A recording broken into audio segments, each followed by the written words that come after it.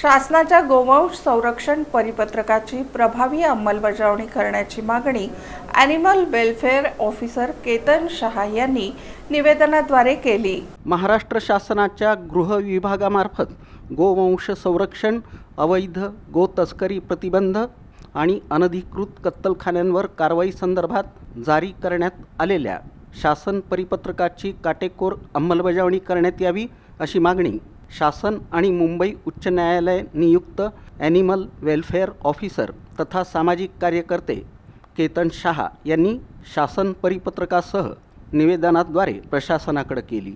निवासी उपजिल्हाधिकारी अभिजित पाटील, पोलीस आयुक्त एम राजकुमार, पोलीस अधीक्षक विजय कबाडे तसंच संबंधित विभागांना दिलेल्या निवेदनात नमूद केलं आहे की शासनानं जारी केलेल्या परिपत्रकानुसार महाराष्ट्र प्राणी संरक्षण अधिनियम 1976 तसंच इतर संबंधित कायद्यांची प्रभावी अंमलबजावणी होणं अत्यंत आवश्यक आहे। राज्यात वाढत्या गोतस्करी, अवैध गोवंश वाहतूक आणि बेकायदेशीर कत्तलखान्यांमुळे कायदा आणि सुव्यवस्थेचा प्रश्न निर्माण होत असून त्यावर तातडीनं कठोर कारवाई व्हावी।